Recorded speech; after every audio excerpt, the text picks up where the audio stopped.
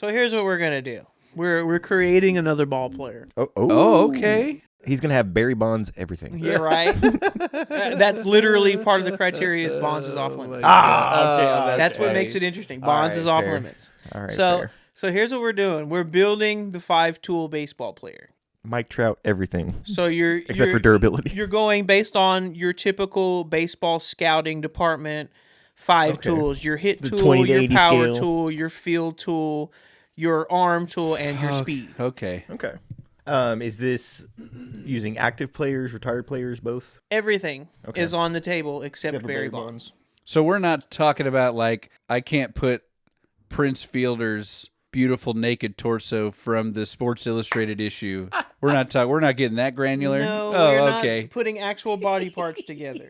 Hey, if you ever wanted proof that there's a lot of muscle under that fat, that was it, dude. That dude was stacked. So we're gonna do this is the guy you're choosing for this particular one. Yeah, we I could like do that. like a 1A, 1B. That's cool. The way I did it in some cases is like this guy, and then this guy's like an honorable mention kind of guy. It doesn't necessarily have to be the second choice. Just somebody that I want to mention deserves to be in that conversation. Yeah, okay, I got you. I want to do that, and then I also want to do the singular ball player that you feel like best exemplifies all 5 tools. All right, that one's gonna be hard, but okay, that's cool. That's cool with me. So I'm gonna go ahead and kick it off while you guys get going. here Wait, with real that. quick. I'm missing one of these. We got hit, power, field, speed. And Arm throwing. you're throwing. So I'm gonna go ahead and just get it started with my hit tool, guys. My hitting tool is gonna be either Tony Gwynn or Ted Williams. Okay. Can't go wrong with that. Argue with me, I dare you. So know. you chose Tony Gwynn for sake of us all having different ones, right? Right. Right. Okay. Cool. Right. I could put in. Are we doing a You can't go one? wrong with Tony Gwynn though, man. Are we doing a one at a time, or can I just interject with some of the guys that I think? Absolutely. We Okay. can just mix it up. Ichiro would be a really interesting one for hit because not a guy obviously that is known for power, but absolutely is known for just hitting and getting on base. And I don't believe he walked a ton. I'm sure he walked a fair amount, but the dude was known for the hit. And really didn't even get deep into counts. Just found his pitch and put it into left field somewhere. You know? Mm-hmm. Ty Cobb would be another honorable mention here as far as hit tool, but nobody likes him, so nobody mentions him. Okay. I would say my two, Ichiro Suzuki, and I'm going to throw one in that we haven't say, Wade Boggs, also known for We're going to be talking about him a lot today. exceptional hitting. You can also drink a bunch of beers on a plane. He had a lot of batting titles as well, so those are my two, I would say. Okay. Ichiro and Wade Boggs. Mine was Ted Williams. Ted Williams, Ted was obviously. just going, It's that's cool. Just, you got to. Yeah. You got to. Let's do the power. All right, the power guys. Yes. I don't think I have to look anybody up for this one. There's so many. I mean, how can you go wrong? There's so many good ones. I went with good old Henry Aaron. Okay. Can't go wrong with Henry. And Hammer and Hank. This is probably going to piss some people off just because we know that it was chemically enhanced, but I'm not worried about that, to be honest. There's probably a few chemically enhanced individuals on this list. Hey, man, those greenies, they worked in Yeah. the 70s for Hank Aaron, so. I'm going to go with Alex Rodriguez. I think Alex Rodriguez power is It's real sickening. power. Yeah. Wow. He may not have okay. hit 697 home runs without steroids, but I bet he hit at least 500. And, those Yankees years, he was a big dude, but he was never like Frank Thomas size. You know what I mean? He was never as big as some of those home run productions would suggest. My True power. Along the same lines of true power, I went with specifically Brewers Prince Fielder. Okay, yeah, I like that. So I've always thought that Prince Fielder, when he hit home runs, it was a very compact and violent swing. A lot of torque. Yes, and it always seemed like he was swinging a toothpick. Like he just manhandled baseballs. It's like the opposite of Carlos Gomez. Yes. Oh man, Carlos Gomez. Brewers Prince Fielder though, because just as far as just violent attack on the baseball, and the baseball stands no chance. Like you could tell that this is the son of the guy who hit the ball and out of Tiger Stadium, like over the home run deck. Yeah. This is definitely the son of that guy. I'm going to do 1A, and it's going to be one of the most obvious choices because the guy's got power, and it's unbelievable. That's Shohei Ohtani, baby. How do you deny this guy's power? In today's days, yeah, too. above all of the other tools he has, because he has some other tools, and especially, on the other side of the ball, he's a exceptional pitcher. It's difficult to choose someone that's currently playing, given that you have the choice of everyone that's ever played. Yeah. But it's so difficult to deny that. You're right. Yeah, it really is. And of his hitting tools, that's probably the strongest. If I'm gonna go an older player, one that's not playing anymore, I think I'm gonna do King Griffey for power. I Can't go wrong there either. Yeah. I love Beautiful the kid. swing. Love the kid, dude. One of my favorite players, just of all time. I love to play him with him in the show all the time. Whenever I get the chance, I'm like, yeah, I want King Griffey in there. He's definitely the first player that I remember that wasn't a Texas Ranger playing his, Super Nintendo games and all that stuff. So how funny. Ichiro was one of those for me. One of those really early ones. How funny that they're both Mariners. I hate to say it, but it was Jeter. He's a biracial angel. You should have shot A-Rod. What you got for the arm, Tone? Yeah, this So one's a where we tough at? one. The arm. Okay. He wasn't around forever, Oh, okay. Drew Stubbs. and he had a lot of ups and downs as far as his overall offensive production. But his defense, and specifically his arm, was so good that it kept him playing in the outfield despite having an artificial hip. Oh, I know what this is. Bo Jackson. Bo Give me Jackson. Bo Jackson's arm. Who was it? It was Harold Reynolds that he threw out, right? Famously, because Harold Reynolds is fast as fuck. So I think it was just on like a routine. A ball was hit to the left field corner and hit the wall, and Reynolds was going to score from second. Just a routine scoring opportunity. Yep. And is thrown out by a mile at the plate. It makes no sense how that ball got there so fast. The quote from Harold Reynolds on that play is amazing too. It's just not supposed to be able to do that. That doesn't He's seem not possible. supposed to be able to do like that. his foot is on the warning track. Yes. And and there's no crow hop. He just turns and fires this thing from the wall to the plate and gets the guy at home from second. It's just insane. crazy. The honorable mention guy that I'm going to talk about for arm is a somewhat recent player. Do y'all remember Yoenis Cespedes? Yes. He did have a Yoenis cannon. He did have a Cespedes monster did. arm. would let that thing fly every now I and forgot then. about that. Like A's Yoenis Cespedes with the highlighter sleeve on. Or when he first got traded to the Mets. Right. yes. Yeah. Dude. He was letting that thing go. That was one of the. It's not very often when somebody gets traded from one league to the other in the middle of the season, and then is legitimately in the MVP candidates in the league they got traded to after the trade. Right. And that was one of the times they're like, should we give it to Cespedes? So for the arm, really specific for 1 year with one guy, but we all got to see it happen, and it's still. I just wanted to come back so bad. Is 2023 Adolis Garcia in right field? Hey, I was hoping somebody said him. The fact, some of like.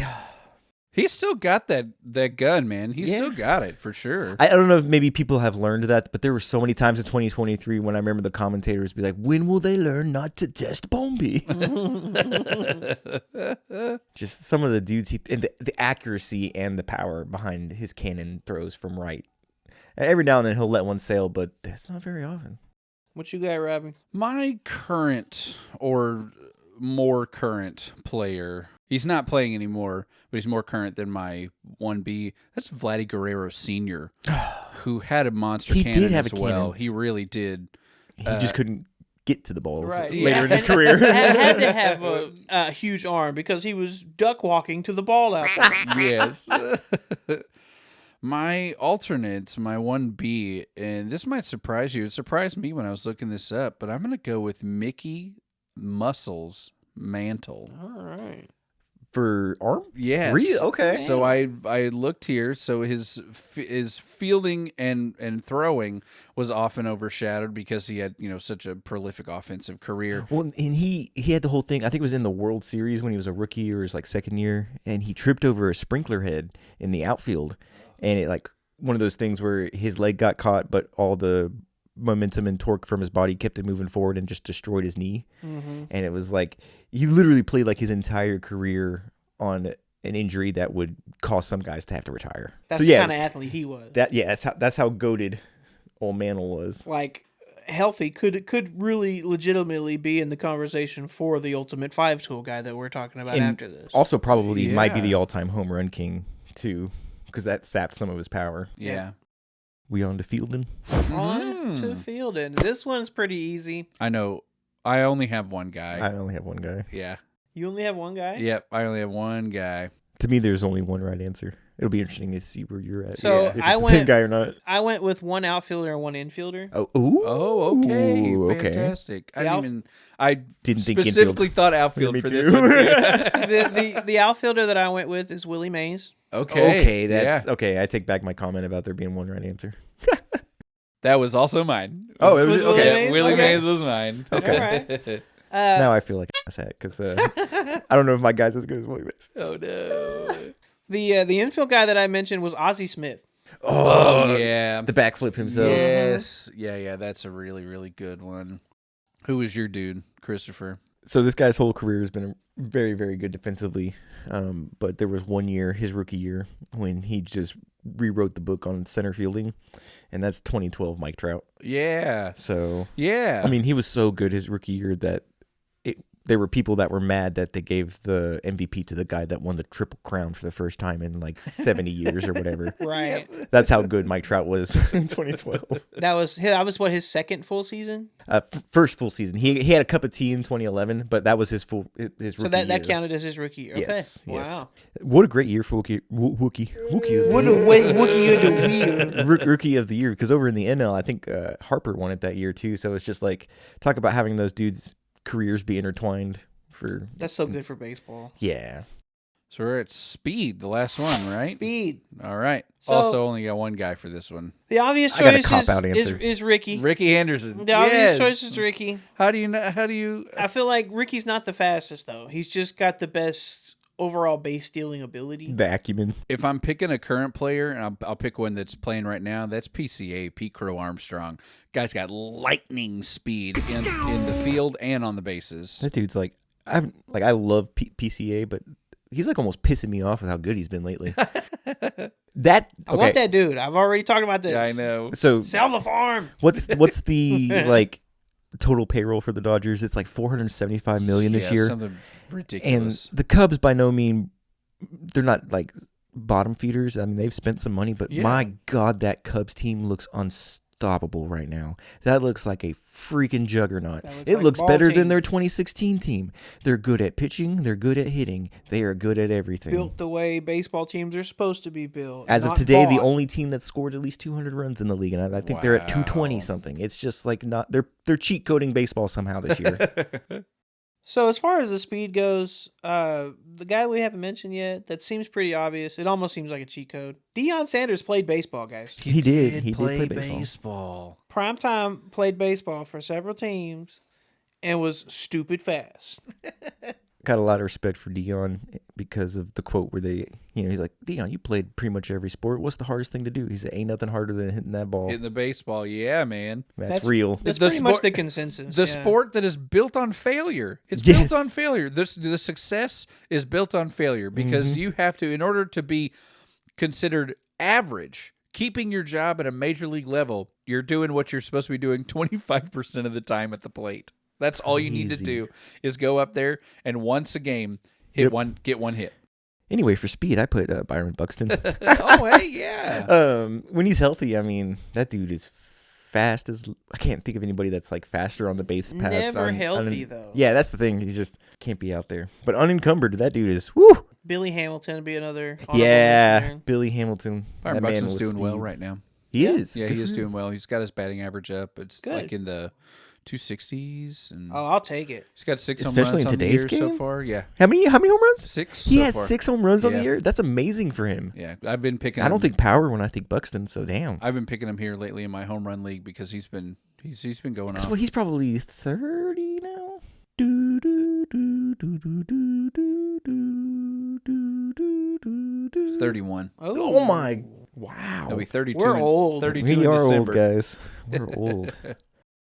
So we're at the last one now, the 5 tool, our favorite 5 tool candidate. So I have 2 guys. this guy's been mentioned already. Yeah, in several other conversations. I here. have one undisputed guy, and I have one guy who we could have mentioned in a lot of these categories that I think will surprise you. You guys want to do like a Mount Rushmore of a 5 tool, like the 4 Yeah. best 5 toolers? I can do that. I only have 2, but I can come up with another 2. Yeah. Because like there's can a throw lot a of guys couple that guys up like there. are 4 tool players, like, or even 3. Because I'm like, Albert Pujols, one of the greatest players of all time, is not sniffing this mountain. Can't run. Yeah, can't run. And I don't even know how good defensively he is.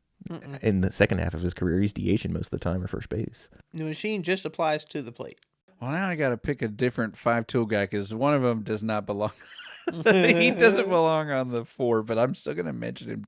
So the guys I'm mentioning so far, I feel like I can put 2 up there without a doubt, would be Griffey and Mays. Trout. Those 2. Griffey, Mays, and Trout. I feel like, all 3 of those guys. See, I've got Griffey and Mays on mine. Okay. I'm comfortable putting Trout on there despite having an abbreviated prime there. I'd be fine with that. Do you think you could put 8-Rod on that mountain? I think you could. I really think you could. Like, he's got everything, especially Mariners, and I've got Ichiro on there for mine. he don't got the power. Well, If he wanted to, he could, but he didn't like to hit home runs. He deserves to be mentioned because we talked about him for fielding, we talked about him for throwing, we talked about him for the hit tool. But yeah, he just doesn't have the power to be considered in this conversation. I think Hammer and Hank could be absolutely in this Mount Rushmore as well. I'll take his defense. He averaged 12 steals a season, 240 steals at the end of his career. That's a lot more than I would have guessed. I would have guessed half of that. The guy who I was going to put on, or just, my 1B, because my 1A was for sure Willie Mays. That was the 1A. Josh Hamilton, a fantabulous 5-tool player, had the speed, had the glove, had the arm, could hit, and could absolutely hit with power. And a wonderful 1B. Take away the cocaine and all the other things. And you sound like Danny DeVito's character from Hercules when he's talking about Achilles. Yes. He could move, he could stick, he could do, but that much slug in a heel of his. That damn cocaine.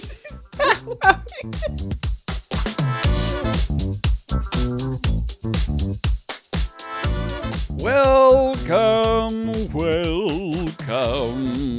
to the Ranger Zone. Oh, yeah. We are 3 sincerely obsessed Rangers fans, semi-qualified to dish out our takes like hot cakes.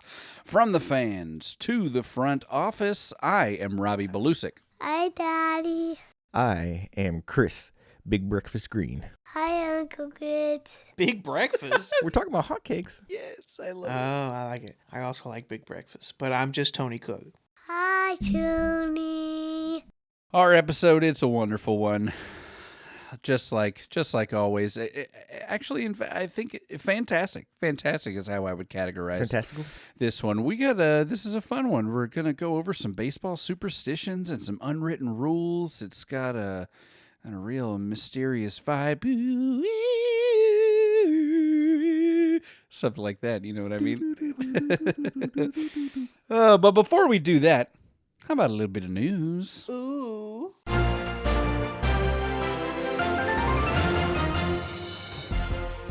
The Rangers have a new gesture here. Yes. Okay, Move over antlers, move over claw, move over. What was the one we did? It was snakes, bases on the ducks on the pond. Ducks on the pond. Okay. This is sad, though, because this to me is like, we're figuring this shit out, That's guys. absolutely what it is. It's a Rubik's Cube gesture. So they do their hands like they're solving a Rubik's Cube when they get a base hit, because anything, I guess, anything. Yeah, that's what I finally figured out. It keeps it lighthearted. I watched enough broadcasts where they finally mentioned it. Mm-hmm.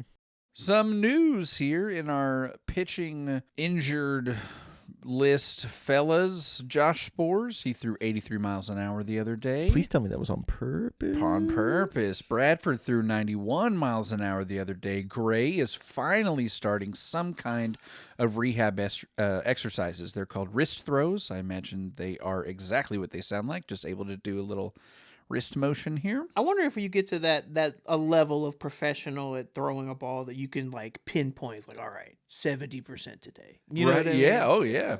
Michael Young selected as the assistant manager for Team USA in the World Baseball Classic, which is happening next year, I believe. I think it is next season. Yes, yeah. So exciting for him. If What does that mean? All I Christopher. want is if Skip Schumacher is not the guy post Bochy, if Michael Young likes this chair's nice and warm. The kids were kids when he was playing. He's been retired since 2013. That's like 12 years. So if, say, the kid was 6, the kid's 18 now. Kid's an adult. Can't rely on, I want to watch my kids grow up. Let Michael Young be the manager. Okay. Please, dear God, let Michael Young be the Just manager. straight to skipper, not bench coach or yeah. anything. No, dude was the undisputed best clubhouse guy this team has ever had. He has also an undisputed baseball mind. So Oh, yeah. I have all the faith in him as a manager. I do think Skip Schumacher is in that role though. Yeah. On to some non-Rangers. Oh, no, one more Ranger story and then one non-Rangers. A couple non-Ranger stories here. Eric Nadel was, I heard a story he was talking about interviewing Bochy and about Bochy's superstitions. So yes. Chair? The chair. The chair?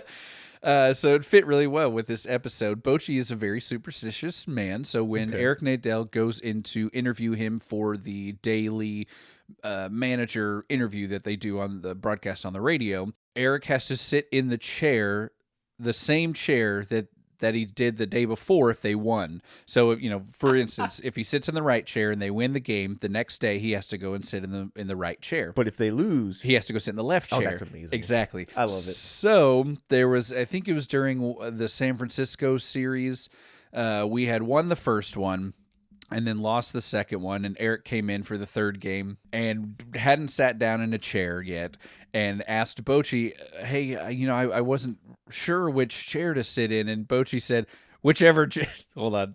I got to channel the Bruce Bochy. Yes. I'm going to try it out. Hold on. Whichever chair gets us more than 2 runs. Damn, did he say that? Yes. Oh, man. He's so pissed right now. I love it. I know. Whichever chair gives us more than 2 runs. I nominate him as the voice of Big Tex. Can someone please that put would be his amazing. inside the voice box of Big Tex? Please, he sounds so good. If you have not heard this man, look up any interview he does. He's got a wonderful voice. I will gladly trade the southern hospitality enthusiasm of Big Tex for the grumbleness of Bruce Bochy. We've got some more. I can't even remember What'd this. you kill Jesse for? What'd you kill? We got some more Nico Harrison news a little bit. The Webster's Dictionary got him the other day. I saw a comment from Webster's. It says, we did know that the letter E was important to the English language. We didn't quite know it to what level, which is a ripoff of a quote that he said about how he knew how important Luka Doncic was to basketball, but not how much he meant to the Dallas fans. What a moron. What an idiot. I'm usually not an advocate for just continuing to harp and just continuing to shit on folks that This have made one feels mistakes. different, though. This one feels more different than anything ever. I've never hated someone that I don't know so much. People will love to tell you, like, well, he had to get the permission from the owners, and it's really the Dumonts and the Adelsons' fault. And yes, that's true. But even then, like, this man should not have a good night's sleep while he's still the general manager of the Dallas Mavericks. Like this is how the people of Cleveland probably feel about Art Modell. Well, our last story here in the news, some good news for all DFW sports fans.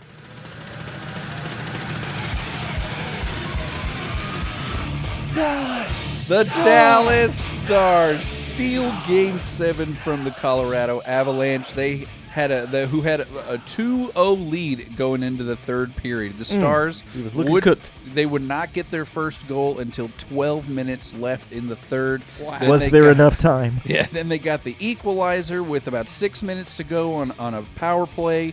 Then they got the go-ahead goal 2 minutes later from Wyatt Johnston, and then the open netter at the end to seal the deal 4-2.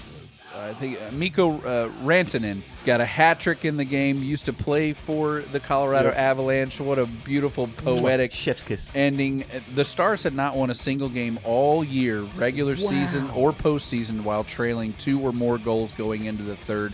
And they have exercised their demons at the end of the regular season now, trouncing the Colorado Avalanche And that's all for the news.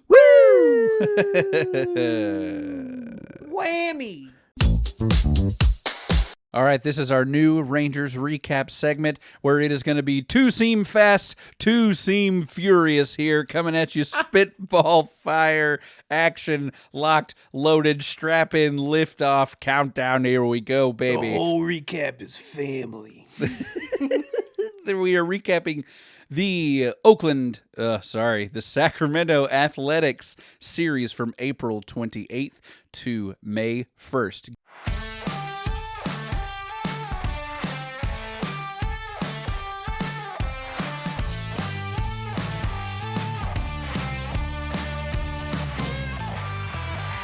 Game 1. We got a new left-handed lineup with our best left-handed hitters at the top. That's number 1, Pilar, number 2, Higashioka, batting third, Langford, and number 4 in the cleanup spot, Heim. Patrick Corbin pitched. He had a leadoff hitter every single inning while he was out there for 4 2/3, 7 hits, 2 earned runs, 1 walk, 6 strikeouts. Womp womp. The Rangers went 1 for 7 in runners in scoring position. Broken record. Nothing new there. Higgy and Heim did play together, though. Heim 2 for 4, Higgy 1 for 3. Rangers lose 2-1. The good news is you get to come back tomorrow and play again, and holy double-digit runs, Batman. Wyatt Langford's first career game in the leadoff spot, he went 1 for 4. Hopefully he stays there for the next decade.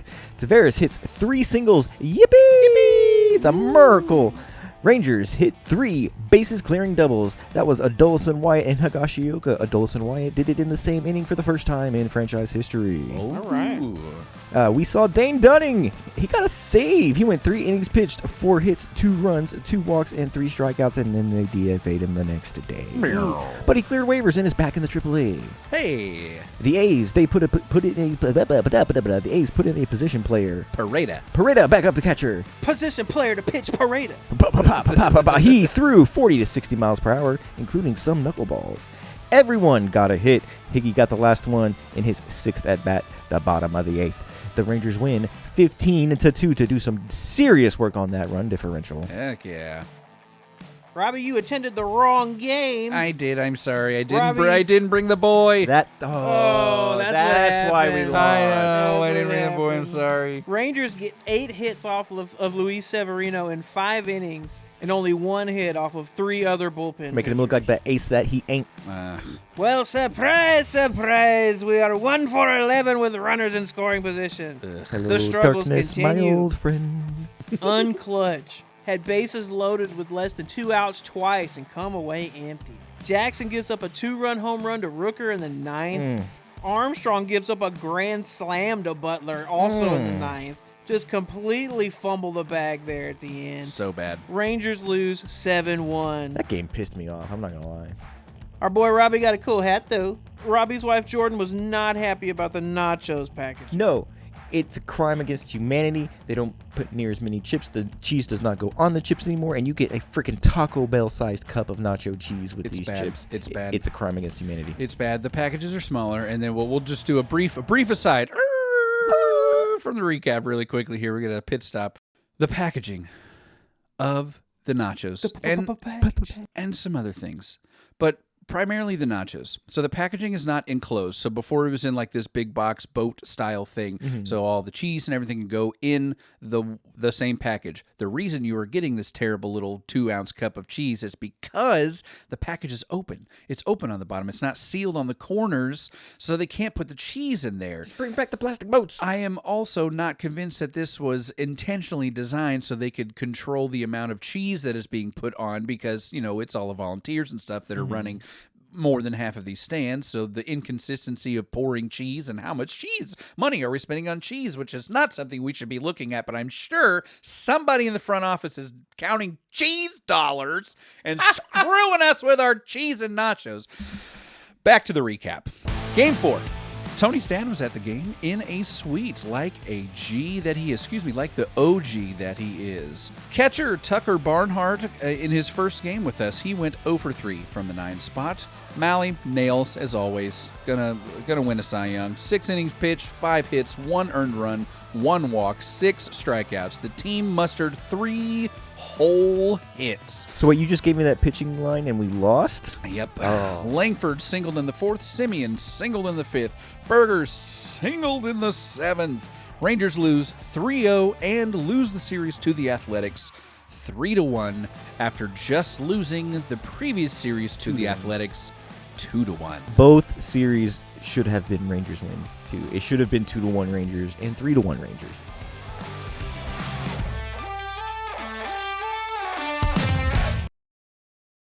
We welcome you back to the main topic here, where we mentioned at the top we're going to be talking about some unwritten rules. Is it the main topic or the hot topic? Oh, the hot topic, the hot cakey topic. Okay. So the unwritten rules, some unwritten rules of baseball and some superstitions. Before we get into it, would you say, as a whole, you are a supporter or not a supporter of unwritten rules? If you had to generalize. Supporter, yeah. You like the unwritten rules? Yeah, absolutely. Okay, cool. Tony, I think this was your idea originally. You birthed this little idea child. So let's kick it off with you, my good man. Sure. All right. Well, the first one I want to talk about is I'm going to be specifically referring to it in terms of baseball, but it really is just sports in general. It's sportsmanship, not running up the score. That's a Says goal. the fan of the team that has the most runs scored in the game in history. Yeah, I know. Oh, boy. This is the big one. This is like the golden, the golden unwritten rule. It's so unwritten, it's practically written. You don't kick them while they're down. Yeah. Fernando Tatis Right. Jr. There was, Although yes. Yeah. I'm glad that one was a silver lining, and it exposed Chris Woodward. Yes. And yeah.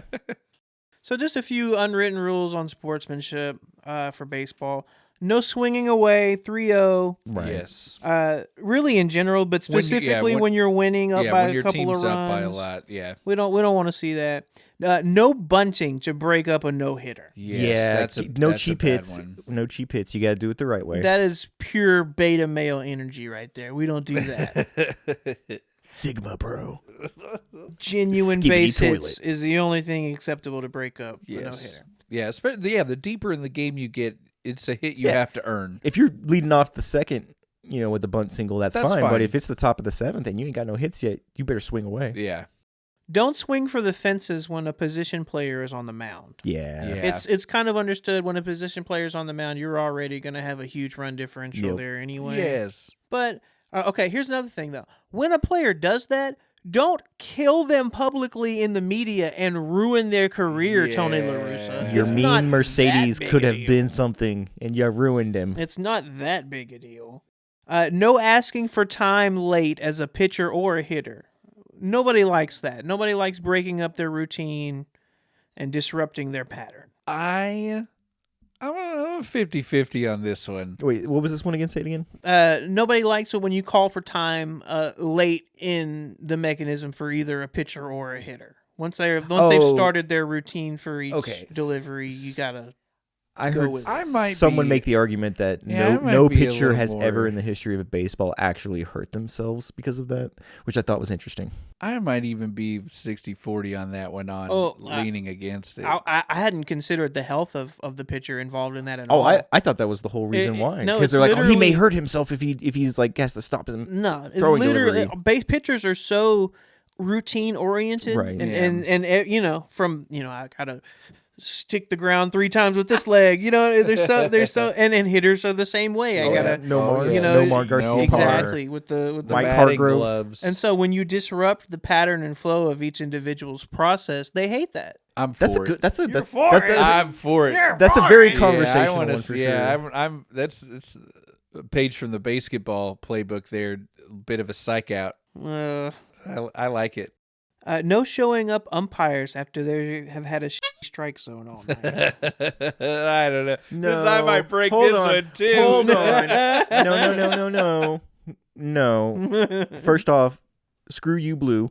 No, like if the ump is having a rough game, I feel like the ump needs to be reminded as much as possible that he's having a rough game, so that maybe when the game is over, he goes into the clubhouse wherever the umps have their little room, and he maybe sits there and just thinks about it for a little bit, and maybe makes a little change. We're about to take this out of the picture entirely. and it's probably going to be for the best. You talking about Just- the whole ABS thing coming? Oh yeah, just So- eliminate everybody's ego from the situation. I heard Yeah. this thing. I was listening to the Fell Territory podcast, and they were talking about that MLB kind of real slyly changed the strike zone, but not the literal strike zone, the buffer zone around the strike zone. Oh. So there used to be apparently a 2-inch grace buffer zone on the outside of every part of the plate, the square. You the know, black. yeah. So The you black that refers to the black rubber border that is around the white part of the plate. Yeah. So they used to have a 2-inch grace period there. So MLB sent out a memo to the umpires and claims they told the players and managers and everything too, but they all like to say that they hadn't heard yet. That they changed it to 0.75 inches. And that has resulted in the greatest increase in umpire accuracy year over year that they have since they've started recording it, and also the highest accuracy overall, which is interesting. Wow. This coming more or less the year before automatic ball strikes. Yeah. We're getting the best. I mean, think about it. Before this year, we've maybe almost 10 years now of these umpire scorecards that they release on Twitter. Yes, yeah. Before this year, there had only been one ever perfect game by an umpire, and that was Pat Hoberg in the World Series that one time. And R.I.P. the man got banned for gambling. Yes, that's right. Which is just ironic that your best no. umpire. We lost the best of us. Yeah.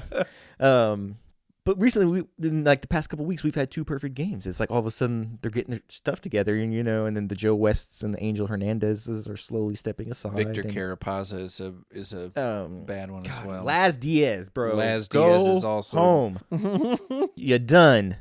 So no showboating. That includes home runs, strikeouts, great defensive plays. Just be an emotionless robot out there for 27 outs, basically. Yeah. And You so say you are in favor of that? that's basically an unwritten rule. You just don't want to You got to I be like- able I to like a pimp. be a little- stoic yeah, creature you out gotta there. pimp you know? some home runs and stuff. Absolutely. Everything in moderation, though. Right. Yes. So in general, baseball is so stiff. You can have fun. You just can't look like you're having fun out there. Act like you've been here before. Yes. I wish baseball had a little more tolerance for individuality and an overt display of emotion. I'm gonna take the next one, Christopher, if that's all right with you, buddy. Jaw. I'm going with this one is a superstition here, and this is the wearing a particular clothing item, a certain item, a hat, a sock, a jock strap. Things that players do this all the time. They have their particular thing that they want to wear, or something that they've worn for a long time, or even they have a set rotation of things. This one is very near and dear to me because for the playoffs, the entire playoffs in 2023, I had a rotation of Ranger shirts, 5 shirts, one for each pitcher, and I made sure that I wore them every single time that pitcher was on, even when when there was the off days and everything. The shirts, I made sure they were clean. I was doing small loads of laundry of 1 or 2 shirts to ensure that I had the right one on. And so this one is a huge one for me, the wearing a specific item. I had a similar thing in the playoffs that year. So like right before the playoffs started, it was like literally must have been the day we clinched the playoffs because we lost that division in the end. So I went to the rally house. It's your rally, it's your house, it's your rally house. I went there and I bought. It's also just a freaking cool hat. It was a Mitchell and Ness hat, but it was They do great stuff. the late 80s, early 90s Nolan Ryan Texas Rangers hat, the all blue hat with the Yes. red block tee. It was like a low profile hat too, which I didn't have a lot of those. I was like, oh, this would be cool. Bought that. We went 11-2, in the postseason that Yeah. year. No, 11-4. So we went 11-4 in the playoffs that year. Do you guys want to guess which 4 games I wasn't wearing that hat? Oof. Really? Yep. No way. I'm dead serious. One of which I specifically remember, Tony, you came over to my place for Game 2 of the World Series when Merrill Kelly was pitching, and I did not wear that hat that game, and we lost that game. Well, yeah, that's mine. That's my first one. I don't think you touched this one, or kind of. You said the whole act like you've been there before. Mine is very specifically though, bat flips versus fist pumps. So, is it okay for the pitcher to really pump his fist and celebrate getting strike 3, you know, maybe even to end the inning, you know, even maybe he's getting out of a jam. He comes off the mound, pumping his fist. Yeah. You know, sorry, I was doing my best John Boy impression. Yeah, that's good. That was good. Yeah, I like that. But, you know, God forbid the batter flips his bat if he pimps a home run. You know, that's bad. I'm going to hit you the next time you come up to the plate. Yeah. So It's because pitchers are delicate little I was just about to say, butterflies. I have it listed here on the doc as bat flips versus fist pumps, or why pitchers are big babies. So I feel like maybe outside of the NFL quarterback, the biggest baby in all of professional sports is probably the Major League Baseball pitcher. Yeah. What say you, Yeah. Tony? You got the best perspective on all of them, I'd say. I mean, no, there's some babies in the NBA too. Flopping, Superstars in getting the bad. NBA are pretty babied. They are. You know, crying to the ref every time they don't get their call. And the one thing that I'll give the Major League pitcher in this scenario over those other players is that it's really, really lonely out there on the mound when they're struggling. Dude, that is the loneliest place in sports, is when you're a Major League pitcher getting shellacked, dude. Mhm. I guess it Especially could get, when like the manager's giving up on the game, so like there's no bullpen help coming. Yeah, like, just you're out stuck there, buddy. you know, To me, clean it up. hold down the fort.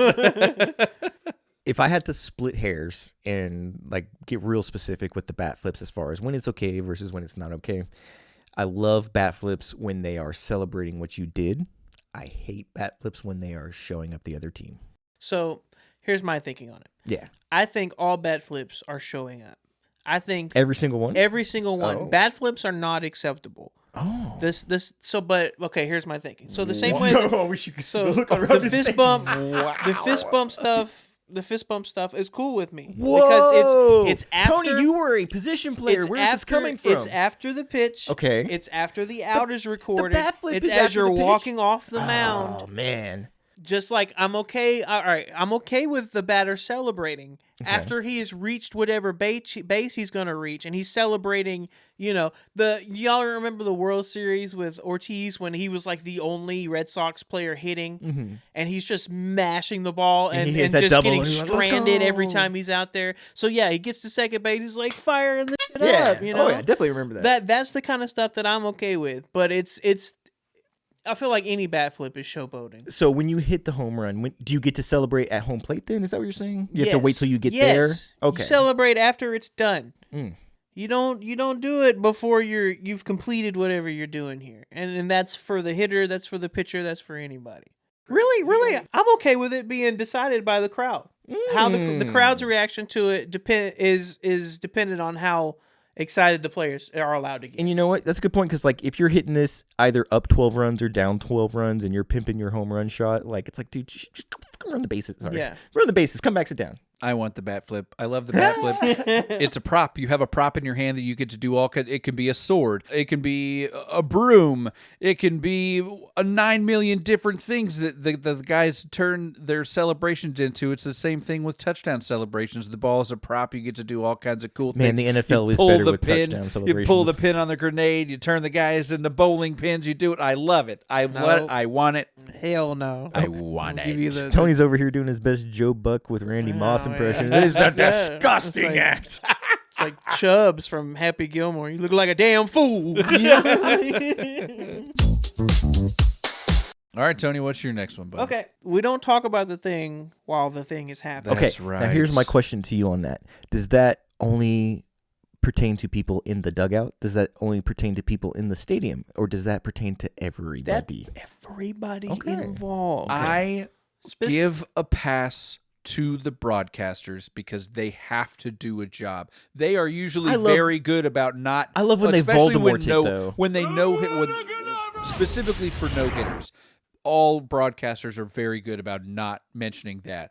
They will mention other things like, "Oh, hasn't given up a home run in 10 days," and then bam, there's the next one type of deal. I believe like that type of stuff. They have to. That's part of their job. I believe broadcasters are beholden to this, but have to be specific about the way that they phrase things in order to avoid them. Yes, Like okay. where it's like, oh, well, if you look at the box score, you'll notice something very special is happening right now. Right. That kind of thing. I'll get to that in just a second. Okay. Oh, all right. It's on my okay. list here. Okay. So, This one is called "We Don't Talk About Bruno." Oh yeah. You never mention streaks, good or bad. I'm gonna watch that movie later. I'm so Right? excited I now. love the music in that. I do. It's so good.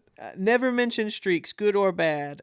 Just asking for trouble. Yeah. Yep. Ongoing no-hitters or perfect games, never mentioned. Never. Hitting Even when you're watching it on the television at home. Absolutely. It all matters. It all affects. Yes. Okay. Hitting streaks, hitless streaks, slumps, yips. Well, I mean, at a certain point, with Jock and his 0 for 41, at a certain point, you're like, maybe I can double reverse jinx him if I mention how bad it is. Yeah, We're gonna get to that too. yeah. We're gonna get to that Tales too. of desperation. Holy crap, Okay, you're all right. on my wavelengths Jesus, you here. guys. Making up / losing ground in playoff races. We don't talk about it. Right. Especially in April, dude. Counting down the number of Names. outs. There's nothing you can do Oh to my- help or hurt it. Dude, Stop. I was- Don't talk about. I was so miserable in the 9th inning because of that. I was like because one, I couldn't be with anybody during that last game of the World Series. I was Yeah, like, yeah. I'm an emotional wreck. But that last inning, I was like, we don't count, we don't talk about it, nothing until it is over. Over. Yeah. I learned my lesson from 2011. Yes. Absolutely. So, no counting down outs in clinching games, only counting chances remaining. So, the way that this should be phrased for Okay. broadcasters is whether it's us in the bottom of the 9th trying to come back, or whether it's us, trying to close it out in the top of the 9th at home, and you're talking about the other team. You always talk about the hitting team. They've got They've got 1 out left. They've got 1 strike remaining. You don't want to talk about Eric Nadell is really good about that. Yes, and Yeah. that's You don't want to talk about it the other way and say that the Rangers have got one out left and they clinched this, or 1 strike left and this one's done. You don't want to call it out like that. That you're just asking for trouble. You're just like standing in the face of the baseball gods, and trying to defy them when you phrase it like that. Yeah. So, and lastly, when all else fails and all hope seems lost, you apply the Kevin Millar approach. And you throw the rules out the window. Don't let us win today, baby. Talk about it. Talk about how bad it is. Okay. Talk about how there's no chance and everyone's already set it in stone. How it's never been done before. But don't let us win this one, though. Don't let us win tonight. Invoke their wrath. What more can they do to you? You stare the baseball gods in the eyes until they blink, and you bring yourself back from the brink. In many situations, only nature or pure unexplainable happenstance can successfully break these superstitious holds and recenter our baseball karma. Rainouts, lightning, sprinkler malfunctions, power outages, and fan interference. We have no real control when it comes to baseball. It's guided by forces beyond our comprehension, and we are all merely humble observers to its wonder, attempting to blindly navigate through the blissful chaos. That was beautiful. Wonderful, buddy. Oh, yeah.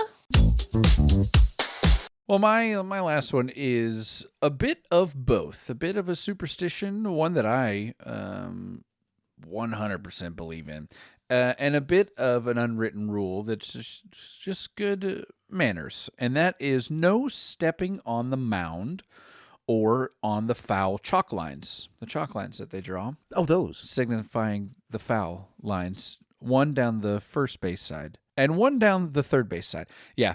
Dream job, by the way. Yeah. Oh, yeah. Dream job. Drawing them up and the batter. Yeah, all of it. I'd But be yeah, so bad at it. no It'd be- stepping on it. When you guys played Little League, did you guys enact this rule for yourselves? No stepping on the chalk lines when you come out of the dugout? Would you hop over it? I know a lot of You players guys played do Little League? Christopher, I Yes. thought you didn't do anything. We're red-blooded Americans. Nothing at the Y. Tony, was this something that you did, or you said, whatever, I'm all over that chalk line? To be honest, I'd never even heard of that when I was a child. Really? Oh, when you're like, how old were you when Tony that was like, on the first came chalk up? line like Whitney Houston. Like high school or? Oh, right. Or Ron Washington. Oh my god. Oh, but yeah, not one. I didn't. It was a juju thing for me, but it is also an unwritten rule. One, because you're messing up the foul line. It makes it hard for the umpires to make a judgment call. It's bad for your teammates. It's bad for the other team. It's also a slap in the face of the guy who's out there drawing the chalk lines before the game. For you. Yes, for you. Yep. Don't go up there and mess up his stuff If I was, or her stuff. I always had like this thought in my mind that if I was a major league groundskeeper, the only people that were allowed to do anything minorly disrespectful to that grounds are the players themselves. Right, yeah. So it's like Kevin Pillar. I don't know. You can go out there. You can freaking get your footing in center field, kick up grass. You do that. I made it good for you. Now, random person doing bark at the park, touring the grounds with their dog is like, you better pick up after that damn dog. Yeah. So are I'll get you. these still 100% chalk lines in Major League Baseball, or is it really? What about even on like the turf? Because like, is it painted on the turf? Because I'm sure on the dirt, of course, it's painted, but like on the turf fields like ours, when the foul line goes through the outfield, is that part chalk or is that? I painted? bet that's paint. Okay, because it's the grass. The chalk probably doesn't settle well on the grass. I was betting it's 2025. I was betting Maybe that it's all even paint now. I was going to bet that even in the initial layer from home plate all the way out is paint at this point, and then there's some chalk lined on the dirt afterwards. I know they'll literally spray paint home plate white. I know they do that. All right, buddy. Your My last last one, one? Chris. You've been watching the game. It's like the 6th inning. You know, nothing's going really well. And then you're like, all right, guys, I got to, go handle business real quick. So you go to the restroom. Maybe you're handling business that takes a little longer than normal. But you finish, you come out, and the guys are like, dude, we just scored 3 runs while you're in the restroom. Guess where you're watching the rest of the game, baby? The restroom. In the restroom. That's where you're watching Yep. it. You get up to go grab a beer, and all of a sudden we hit a home run. You're back in the kitchen, Yep. baby. That is your zone from now on. Yep. Or at least until that said game is over. Yeah. That you're stuck, bro. I'm like, Yes. sorry. Or the streak or whatever's going on. Oh, we've got 6 singles in a row. I was out back. Get your ass back out back. Oh, you spilled nachos on your pants, and all of a sudden we scored a rally. You're wearing those nacho pants the rest of this game. You sure are. Yeah, this one happened with me and your mom during the World Series. Everybody in Rangers Nation can thank, me, but also Arletta Green gets a humongous shout out because game 1, a game that we were not winning, that it did not look good for us, and it's late, and they tie it up. High drive, it's tied. Corey smashes it into the upper deck, and your mom's like, "Oh wow, we're freaking out. It's great. It's tied. We're about to we're about to go into extras," and we do. We go into extras, and your mom's like, "Well, I better get home. It's starting to get late." Doing? And that's exactly. I said, "Oh, wait a minute. Where do you think you're going?" That's not how this works. And she was like, "Well, I was gonna go home," and I was like, "Nope, you Park it." I was like, "You can spend the night here if you want to." I was like, "That's perfectly fine." I was like, "But you have to be here for the rest of this game. You're not going anywhere." Just some last ones here I wanted to mention that we didn't. The most important unwritten rule in baseball, even more important than not running up the score, and that is there's no crying in baseball. There's no crying in baseball. Are you crying? Are you crying? No. Yeah. No. And my parents were at the game. There's 2 times in cinema where taking a really long piss is hilarious. One of them's Austin Powers, Of course. and one of them's A League of Their Own. Well, thank you, dear listener, for playing along on another episode of The Ranger Zone. It always means a great deal that you take the time to spend the time with us, the new makeshift nacho packaging that is disappointing my wife. As always, you can keep up with us trying to keep up with social media on Instagram, Twitter, and YouTube at Ranger Zone Pod. That is at Ranger Zone Pod. We're worth a follow for the nonsense alone, and of course, you can listen to us just about anywhere you get your podcasts. Thank you again. This has been The Ranger Zone, and I have been Robbie Belusic. If you can't find us on the platform where you get your podcasts, you probably don't need to be on that platform anyway. I'm Chris Green. I am 5 Tools of Big Sexy, Tony Cook. I love blue tech. Let's go Rangers. And that is the way the baseball go.